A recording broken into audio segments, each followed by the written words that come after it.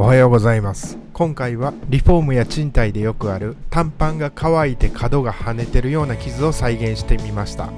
もうカットはしてありますけど、プラスラクトギパテ120を使ってみたレビュー動画にしたいと思います。では行ってみましょう。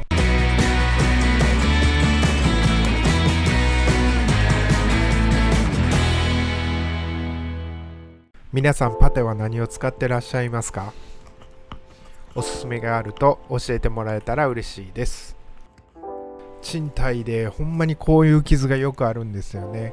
1個あったら1個2個じゃ済まない数あると思いますけど、これをなるだけ楽にやるにはどうすればいいか考えた結果、名前からしてラクトギパテやから絶対これ楽なはずやと思ってこれをチョイスしました。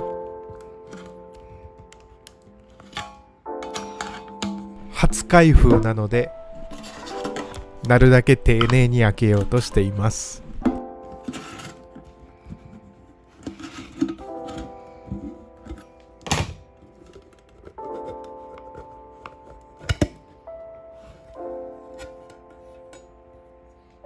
開きました。だいたいどんなパテもこんな感じですよね。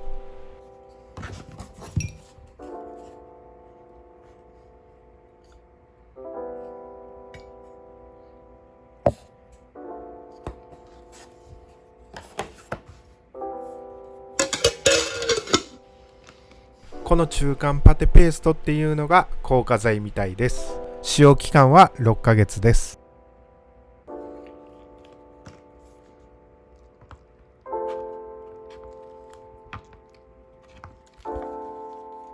硬化剤が赤くて混ぜて固まるとほんのりなんか木の色のような感じになってました。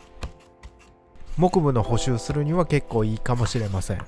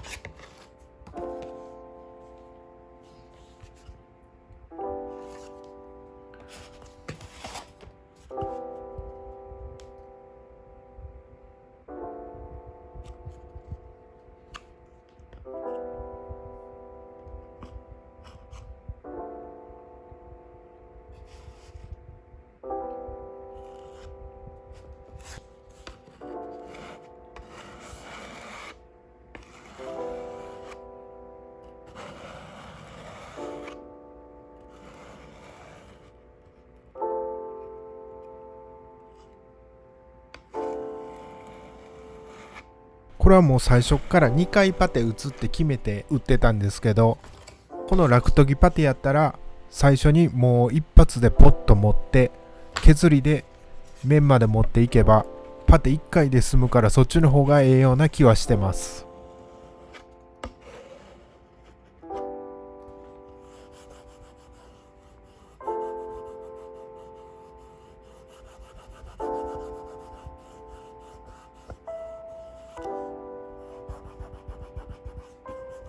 これで乾燥させて研磨していきます。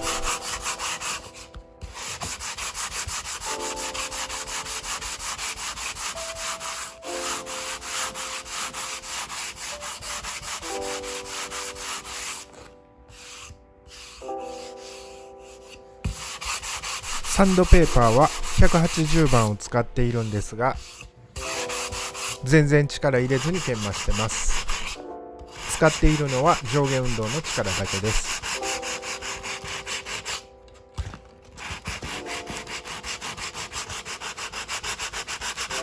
削ってみた感想はほんまにラクトギパテです。結構楽に研げるので、これからも使っていこうかなと思っています。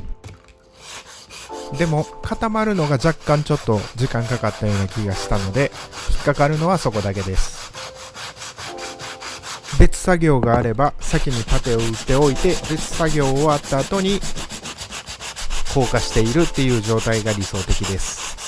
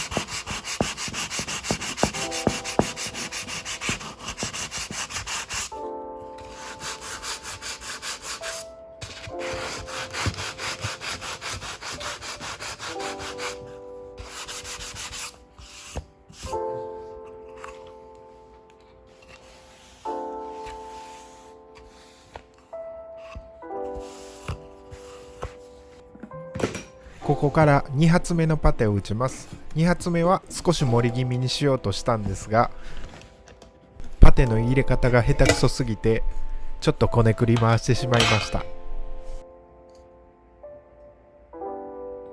そこでやめときゃいいのにっていうところいっぱいあると思うんですけど、優しい目で見てください。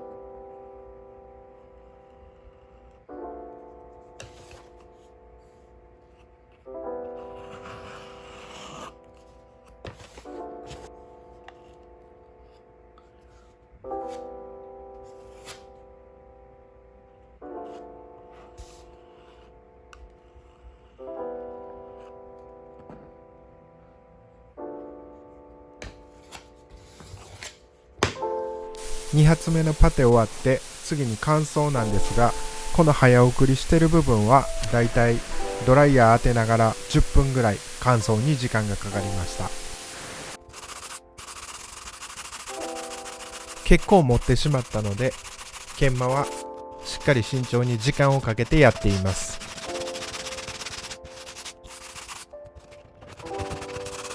この材料は新しいフローリングなんでまっすぐなんですけど、リフォームや賃貸に貼ってある床はもうすでに波打ってる場合があって、サンダーが当てられない時があるんですけど、そういう時は困りますね。余計このラクトギバテがいいような気がします。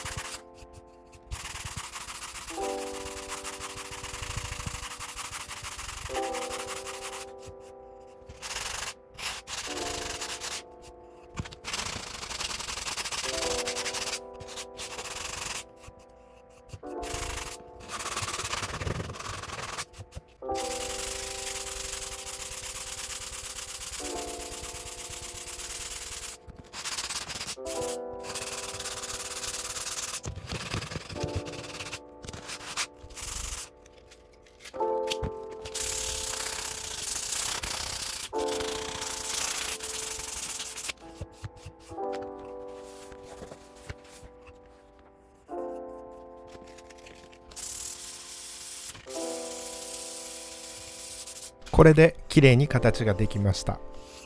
色付けもしたんですが、動画が長くなるので次回にしたいと思います。ご視聴ありがとうございました。ご視聴ありがとうございます。ぜひチャンネル登録とグッド評価よろしくお願いします。